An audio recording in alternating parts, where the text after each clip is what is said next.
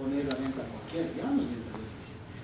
Venta de herencia es cuando, ¿no es cierto?, el patrimonio todavía está en su conjunto y lo que corresponde a los herederos son porcentualidades.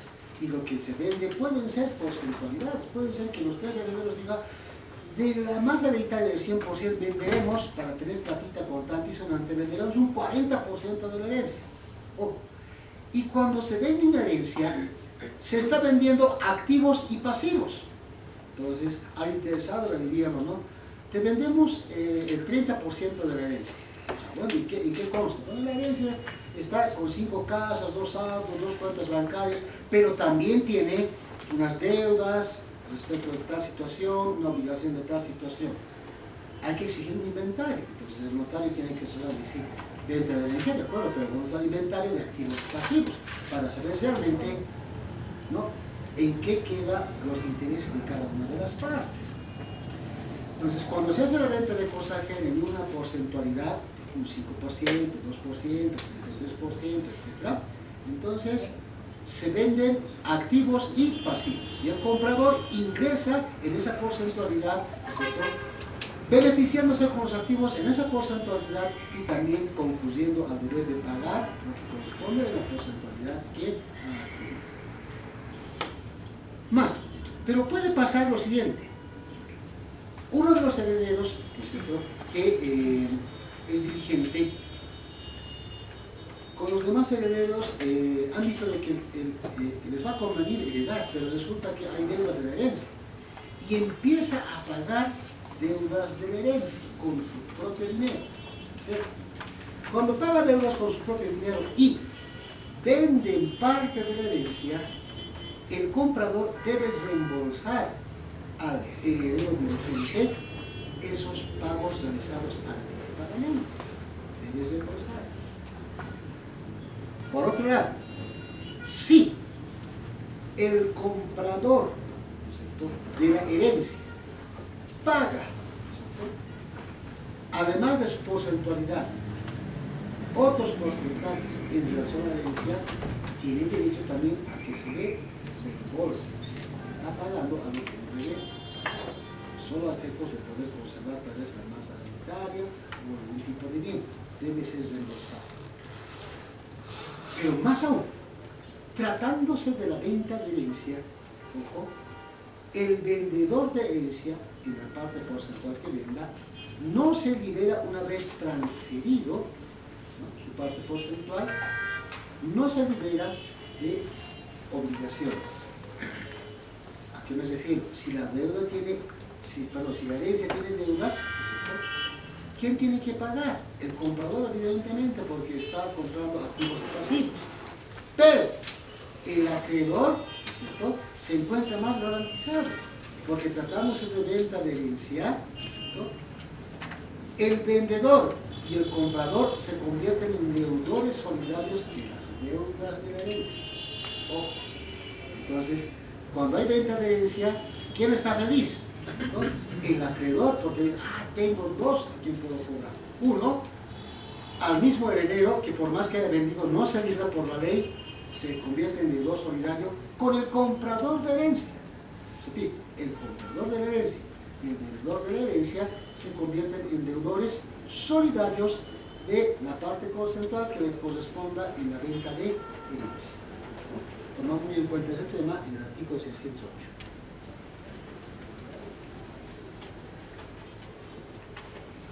Lo que hemos explicado es que el comprador debe reembolsar deudas hereditarias, salvo pacto contrario, el comprador está obligado solidariamente con el vendedor a pagar las deudas hereditarias. Y ese salvo pacto contrario ustedes pueden asesorar, ¿cierto? Usted está perdido, pero no se va a librar.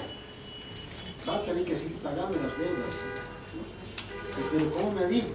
Un pacto expreso, una cláusula que diga se libera de la obligación, puede ser, la otra parte, ¿verdad? A no hacer, o hacer, y esos son convenios. Pero si no pone nada, es deudor solidario. ¿Cuáles son las tres obligaciones principales del vendedor? Tres obligaciones principales del vendedor. Primero, entregar la cosa vendida. Segundo, hacer adquirir el derecho de propiedad de la cosa o el derecho si la adquisición no ha operado solo consenso. Tercero, responder por la adicción y los vicios de la cosa. Veamos. Primera obligación, entregar la cosa. Obligaciones del vendedor. Puede tratarse, por ejemplo, de la compraventa de un inmueble y el comprador, después de pagar el precio, después de suscribir los documentos correspondientes, en una cláusula de decir, ¿cuándo se va a entregar la casita? Sin inquilinos, sin electricistas. 3 semanas se pone el precio. Ahí tiene una obligación de entregar. Porque puede haber compraventas manuales, por ejemplo, compraventa de un televisor, compraventa de un terreno mismo, ¿no es cierto? Suscribimos la escritura pública hoy día y aquí están las llaves, ya ha entregado la cosa, y consecuentemente no existe una cláusula que diga fecha de entrega de la cosa. Entonces, esta obligación de entregar es cuando en el documento se difiere el momento de la entrega de la cosa. No es que el contrato de compraventa no está perfeccionado, el contrato de compraventa es perfecto, ya se ha transmitido el derecho de propiedad. Lo único que falta es que se entregue la cosa en cuanto al cumplimiento de la obligación del vendedor. 2. Hacer adquirir la propiedad de la cosa o el derecho si es que la operación jurídica misma no ha sido efecto del solo consenso previsto en el artículo 521 que él se ha mencionado al comenzar esta sesión. ¿A qué se refiere? En la actualidad, con nuestra actual normativa, nos ha dicho que va a ser diferente con el nuevo código, pero el examen va a ser con esta normativa, consecuentemente. En la actualidad, el contrato de compraventa, como es solo consenso, la transferencia del derecho de propiedad, en cuanto a la transferencia, es una etapa meramente intelectual abstracta. Entonces, cuando se firma el documento, por más que se diga que el precio se va a pagar en cuotas, por más que se diga que la cosa se va a entregar después de 3 meses, el derecho de propiedad ya se ha transferido por el solo consentimiento de las partes plasmado en un documento privado o escritura pública, ya se transmitió el derecho de propiedad, ¿no? Entonces, ¿y para qué se registra el derecho real? Es decir, solo a efectos de oponibilidad, no para perfeccionar la compraventa. Hasta ahí, pero veamos. Entonces, ¿cuándo surge esta obligación? Si ya cuando es suscrito el documento ya se ha transmitido el derecho de propiedad, entonces, ¿a qué hace referencia esta segunda obligación? Se refiere a aquellos casos como la venta de cosa ajena, por ejemplo, la venta de cosa y género, ¿cierto? Las compraventas sujetas a modalidades, por ejemplo, donde no opera la transferencia, por ejemplo, en las ventas de objeto genérico. Podemos poner un objeto genérico, ¿no? Te vendo 2 automóviles del garaje que tenemos en Santa Cruz, el cual se determinará en el plazo de 2 meses con un perito. ¿La compraventa vale? ¿Vale la compraventa? Sí. ¿Se ha transmitido el derecho de propiedad de los 2 automóviles? No. ¿Por qué no? Porque es genérico. Te vendo 2 automóviles, pero ¿cuál? De un garaje. Entonces, han pactado en el documento una fecha para ir al garaje, 2 meses han pactado con un perito, van y con el acta correspondiente, cuando escogen y dice, este automóvil Toyota, placa tantos, motor tantos, chasis tantos, de bien genérico se convierte en bien específico. Solo en ese momento opera la transferencia del derecho de propiedad. Más antes, cuando se hecho el documento, no, solo tiene efectos obligatorios, no tiene efectos reales. ¿Qué es el efecto real? Es la transmisión del derecho de propiedad. En ese sentido, cuando hay efectos obligatorios en las compraventas, como la compraventa a prueba, compraventa de cosas genéricas, compraventa de cosa ajena, ¿cierto? En esos casos no hay transferencia directa del derecho de propiedad, solo efectos obligatorios. Se encuentra, como dice, obligado a hacer adquirir el derecho de propiedad. Generalmente pactan un plazo. Si en ese plazo no logra hacer adquirir el derecho de propiedad, estaría incumpliendo esta obligación. Consecuentemente procede no la nulidad, sino procederá a resolución del contrato. Es por eso que la venta de cosa ajena es una forma, ¿cierto?, justamente de los efectos que adquiere esta obligación en materia de compraventa. Pero solo, repito, para aquellos contratos que no han operado inmediatamente a la compraventa. a desaparecer con el nuevo código 521, va a ser prácticamente sacado, y la transferencia va a operar cuando se registren los derechos. No, pero eso es porque responder por la evicción y los vicios de la cosa.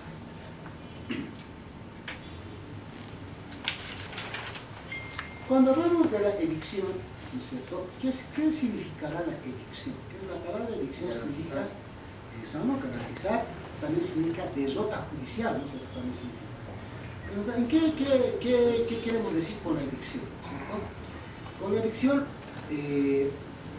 es una figura jurídica de protección justamente, de garantía, como dice nuestro colega, que protege al comprador de las perturbaciones de derecho que pudiera sufrir en relación a la cosa o el derecho que está adquiriendo. Repito. ¿Qué tipo de perturbaciones protege la evicción? Perturbaciones de derecho. ¿Cuál es la diferencia con las perturbaciones de hecho?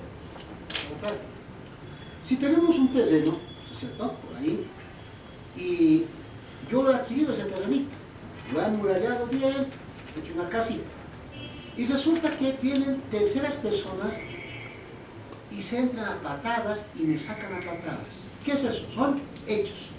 En la vía civil se llama eyección y procedería, por ejemplo, ¿no es cierto?, el interdicto de recobrar la posesión, o en su caso la reivindicación. Los interdictos hasta 1 año, y la reivindicación imprescindible. Pero son hechos, porque se han entrado a patadas, no tienen ningún mandamiento de desapoderamiento, nada, son hechos. Esas son perturbaciones de hecho. Ahí, ¿protege la evicción o no? No, porque son perturbaciones de hecho. ¿Por qué no protege? Porque el propietario, comprador, en ese caso, tiene propias defensas. ¿Cuáles son esas propias defensas? Interdicto de recobrar la posesión, ¿cierto? Tiene la reivindicación, tiene propias defensas.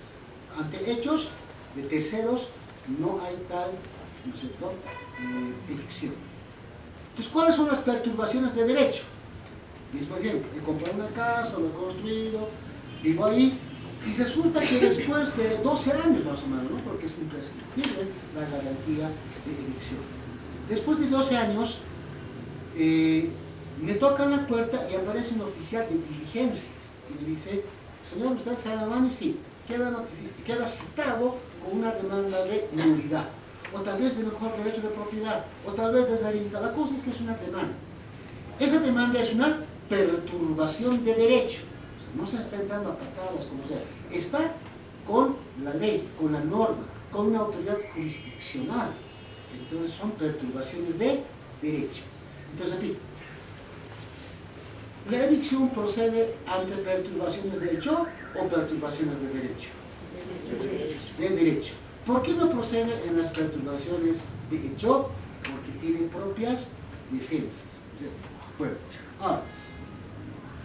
ahora, ¿qué tenemos por aquí? La garantía de evicción, ojo, procede aunque no se haya colocado una cláusula de evicción en el contrato. Cuando ustedes asesoren y vean que no hay una cláusula y se diga, bueno, aquí sería importante colocar una cláusula de evicción, ¿no? No, señor notario, no necesitamos. Usted no dirá, no, si no es ese caso yo no hago. No puede hacerlo, porque no es necesario. La evicción viene de la ley. Por más que no esté colocado en una cláusula, en un documento que diga se garantiza la evicción, viene nomás la garantía de evicción, porque es de orden público. Viene de la voluntad de la ley, no de la voluntad de las partes, la evicción, ¿no? Sin embargo, en cuanto a la evicción, pueden aumentar, disminuir o suprimir la responsabilidad. Y eso, veamos. Cuando nosotros hablamos de la adquisición a cuenta y riesgo,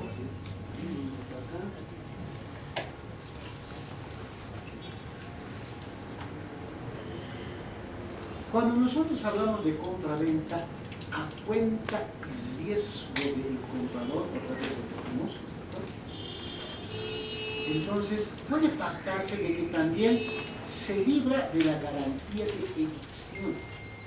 En ese caso es a cuenta del riesgo del comprador. Pero eso tiene que ser expresamente pactado. Cuando no está pactado nada, se presume que la evicción viene de la ley. Y para librarse incluso de eso, tiene que estar expresamente pactado. Es una causa muy peligrosa que es necesario explicar a las partes, decir, mire, si algún día viene terceros y te demandan, no vas a poder pedirle cuentas a tu vendedor. No vas a poder decirle que venga y que te devuelva el precio o que salga tu defensa. No va a poder hacer. ¿Quieres poner esa causa? No, porque es una causa peligrosa. Sí, quiero poner. Bueno, de su voluntad, bien informado. ¿Sí? Requisitos para la evicción. Tiene que haber, para que proceda la garantía de evicción, ¿no es cierto? Tiene que haber 3 requisitos fundamentales. Perturbación actual, ¿no es cierto? Que ahora esté ocurriendo esa perturbación, no sea antes de la compraventa. Actual. Pero, ¿y con cuánto tiempo? ¿Qué tiempo? Es imprescriptible, no hay ningún problema, pero actual. Buena fe del comprador, o sea, que no hay un documento que diga, ¿no es cierto? Se está comprando a cuánto riesgo con ese documento.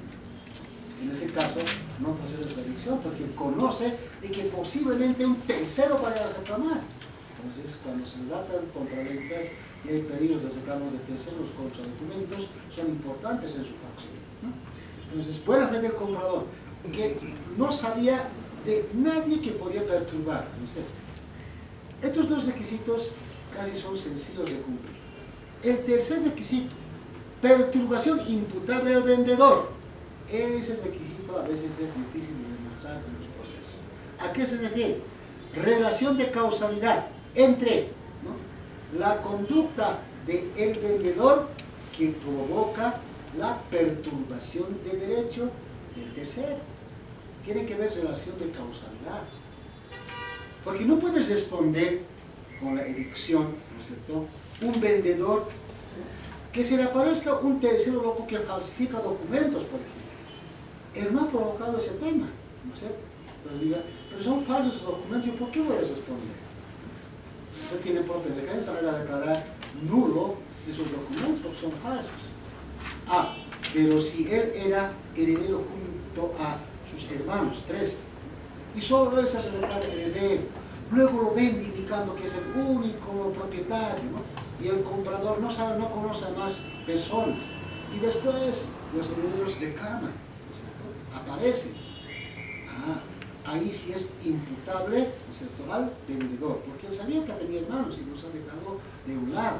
Entonces ahí procede la garantía de evicción. Este tercer requisito es importantísimo, repito, difícil de cumplir, pero se refiere a la relación de causalidad entre la conducta del vendedor y la causal de perturbación del tercero en relación a su compra. Cuando tenemos estas 3 características, que es, puede decir cuáles son los requisitos para la garantía de evicción: 3. Perturbación actual, buena fe del comprador y perturbación imputable al vendedor. Proceden 2 tipos de garantía cuando se cumplen con estos requisitos. ¿Cuáles son esas 2 garantías?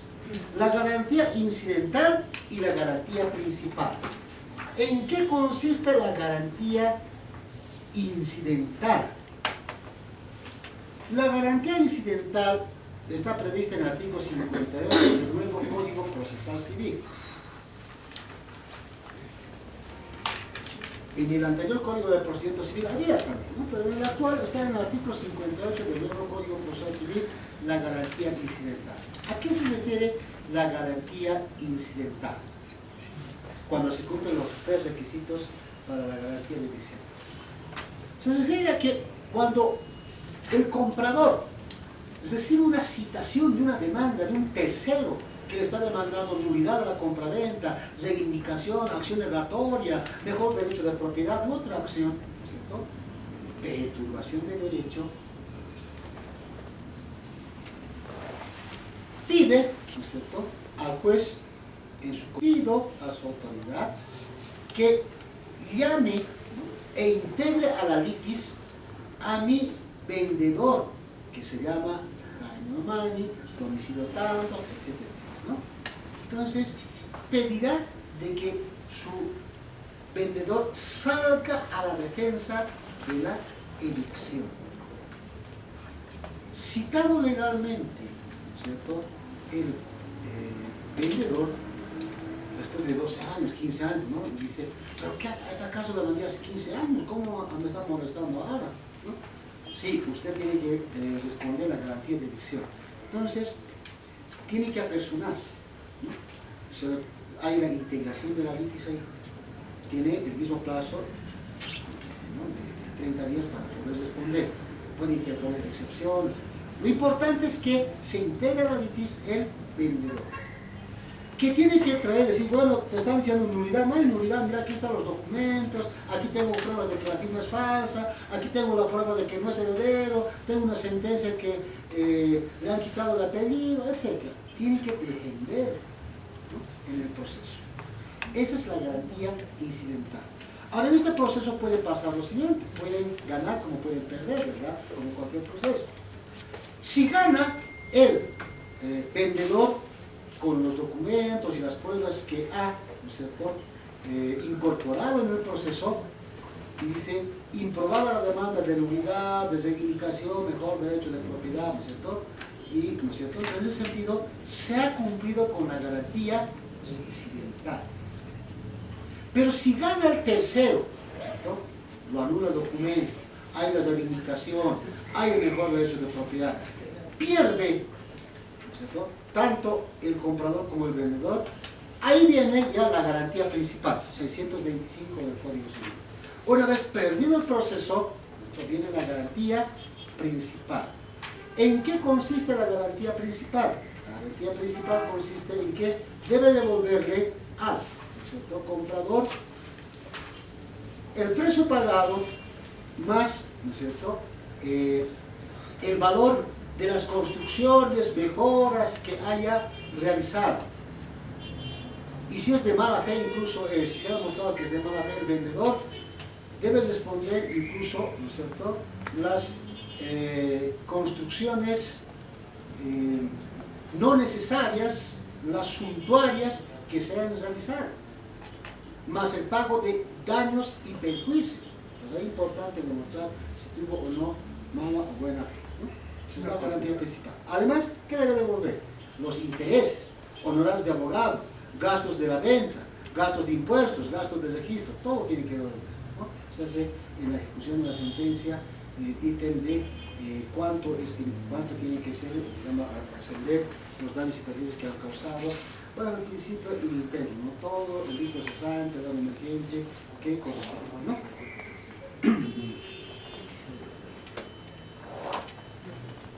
Entonces, aquí para pasar, en la garantía de evicción que hay, dos garantías, la garantía incidental y la garantía principal.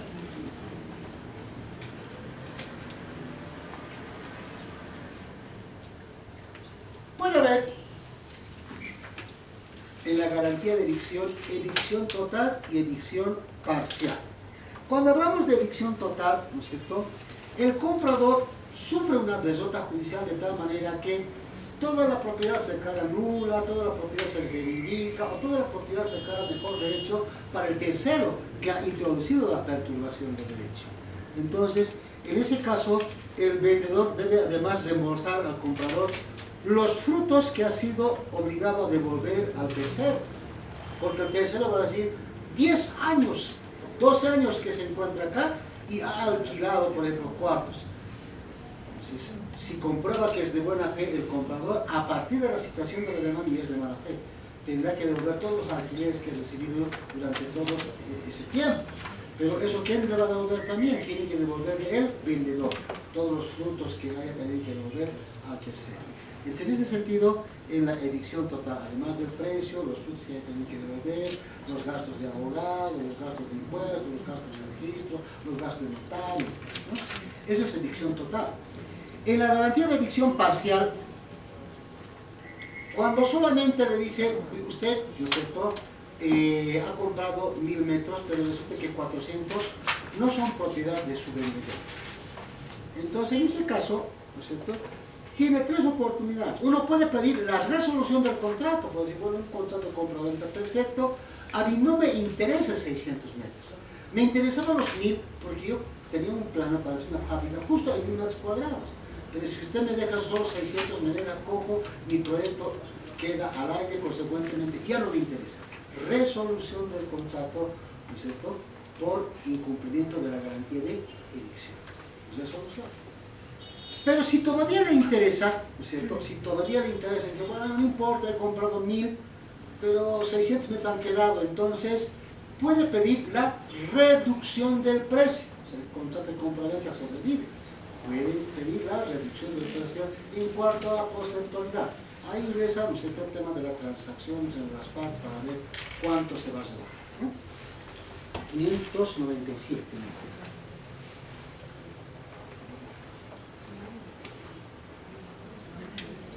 Seguimos con obligaciones del vendedor. Hemos visto la responsabilidad por evicción. Vayamos a ver ahora la responsabilidad por vicios de la cosa. Responsabilidad por vicios de la cosa. Cuando hablamos de vicios de la cosa, Perdón, en el código están los artículos 625 edición total y 626 edición parcial. Tal vez, ¿no es cierto? Gracias por la corrección, colega. Un ratito. 625 y 626. Gracias, está mal el libro de artículo. Gracias, colega. Obligaciones del vendedor, responsabilidad por vicios de la cosa. Ahora estamos hablando del objeto del contrato de compra-venta, ¿no? Una cosa o un derecho. Cuando se transfiere una cosa traducida en un bien, una casa, por ejemplo,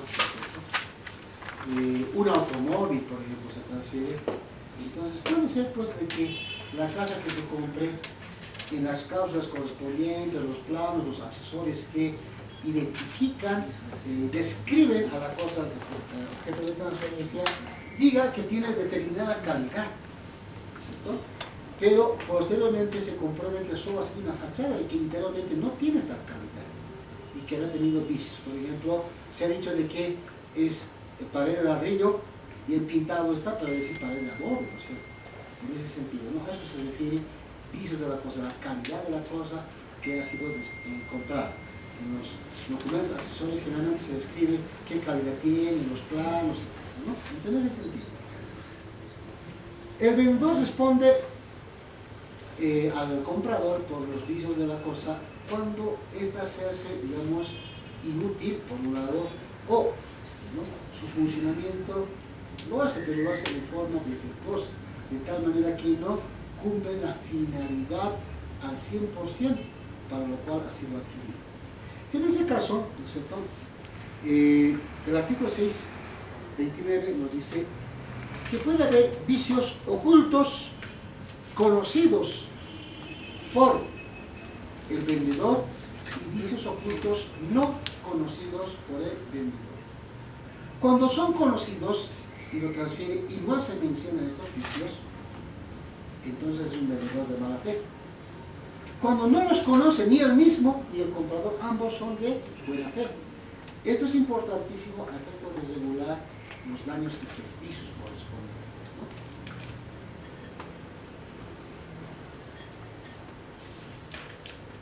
¿Cuándo se advierten los vicios de la cosa? ¿Durante la entrega de la cosa o después de la entrega de la cosa, ¿no? Entonces, el tema es de que los vicios, ¿cuándo tienen que existir? Pueden existir los vicios, ojo, antes o durante. Ojo, ¿cuándo existen los vicios? Antes o durante la compraventa. Porque si los vicios son adquiridos después de la compraventa, ya es tema del comprador, ¿sí? Por ejemplo, un automóvil que yo compro, en el momento de la venta el motor está 100%, pero en la semana que lo manejo es un automóvil, no sé, con cierta capacidad, digamos 1600, y me voy cargando determinados materiales que sobrepasan su peso, debo reventarse el motor. Pero son temas posteriores. Entonces, de estos no responderá, evidentemente. Entonces, los vicios tienen que ser anteriores o coetáneos al nacimiento de la relación jurídica contractual. De los posteriores no se responde, por un lado. Luego, en cuanto a la responsabilidad por los vicios de la cosa, ¿qué plazo se tiene, ¿no?, para poder advertir? Solo 6 meses, a partir de la entrega de la cosa. De lo contrario, el plazo caduca, ya no lo puedes reclamar. Solo 6 meses a partir de la entrega de la cosa. Ahora, puede haber vicios de la cosa, ¿no es cierto?, que evidentemente sean trascendentes, ¿no?, hagan inservible la cosa, o vicios de la cosa que simplemente, ¿no es cierto?, opaquen el funcionamiento de la cosa. Dependiendo de tal situación, si lo hacen inútil totalmente, pedirá pues la resolución del contrato, ¿no?, por el cumplimiento de esta obligación de garantizar los vicios de la cosa. Resolución del contrato. Pero si todavía le interesa y dice, bueno, no, es un poco mínimo es los vicios, pero me interesa todavía, sin embargo no he descubierto los vicios, pedirá la rebaja del precio. Es decir, la rebaja del precio. En ambos casos, si es de mala fe o buena fe, determinará si es más los daños y perjuicios correspondientes que se tienen que cargar al vendedor. Repito, hay que ver si es de mala o de buena fe. Obligaciones del comprador. El comprador tiene la obligación de pagar el precio. Pagar el precio. Cuando hablamos de pagar el precio, tiene que ser en el término y lugar señalados y en el plazo señalado, si se ha pactado plazo. Si no se ha cumplido en el lugar, en el plazo pactado, ¿cierto?, puede pedirse la resolución del contrato por el incumplimiento de la obligación de pagar el precio.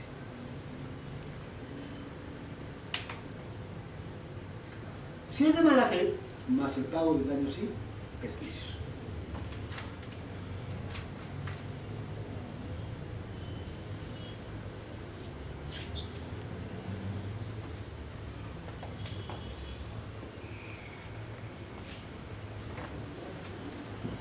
El comprador tiene que pagar el precio, ¿verdad? Pero puede suspender el pago del precio. El comprador está obligado a pagar el precio, pero puede suspender el pago del precio. ¿En qué caso? Cuando tema fundadamente que la cosa vendida o parte de ella pueda ser reivindicada. Se ha pactado una venta en $50.000 y que la cosa va a ser entregada en el plazo de 3 meses. Pero al primer mes se ha dado cuenta que la cosa, ¿no es cierto?, ha sido demandada, y cuando revisas los documentos, los antecedentes, temes fundadamente de que el demandante va a ganar, consecuentemente ya no vale la pena seguir pagando algo que se va a perder. Entonces, cuando se teme fundadamente que las perturbaciones de derecho que han realizado terceros van a prosperar, consecuentemente a una reivindicación, puede dejar de pagar el precio. 2. Cuando la cosa vendida se encuentre grabada con garantías reales. ¿Sí? Ahora, esto ocurre cuando uno adquiere un bien, el mismo estaba libre, pero posteriormente, como aún no se ha hecho el trámite de registro de derechos reales, tranquilamente pueden recaer, ¿no es cierto?, algunos gravámenes como ser embargos, hipotecas, antícresis. Entonces, si se cae y están relacionados a actos jurídicos o contratos que ha realizado su vendedor, se han hecho 2 préstamos y justo se ha caído, pues dirá, un momentito, tú has hecho otras operaciones y justo has dado como garantía, o a tu acreedor lo has señalado este bien que ya me has transferido, pero como lo has grabado, entonces yo paro de pagar el precio, porque puede ser de que se caiga sobre este bien, porque el nuevo acreedor dirá, a mí no me interesa que has vendido, para mí es inoponible tu compraventa, yo ya he embargado, consecuentemente me hago pagar con este bien. En ese sentido, podrás suspender también el pago, ¿cierto? Ahora, el pago no puede ser suspendido en el caso de que los vicios, los gravámenes hayan sido conocidos por el comprador. Si al comprador se decía, mira, tiene anticas, no estás registrado todavía, pero pueden registrar. Tengo un proceso en el cual están por embargar, o ya están ejecutando el embargo. ¿Quieres comprar sí mismo? Sí. A su vez dice, si lo conocía, entonces no puede dejar de pagar, pero eso tiene que constar en documentos. Por eso en la redacción de documentos, fundamentalmente los contradocumentos es importante para poder probar estos temas de conocimiento de la calidad gravosa del bien objeto de compra.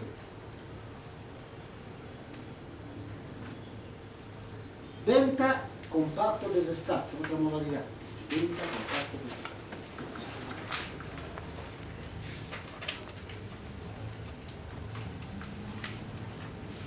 La venta con pacto de rescate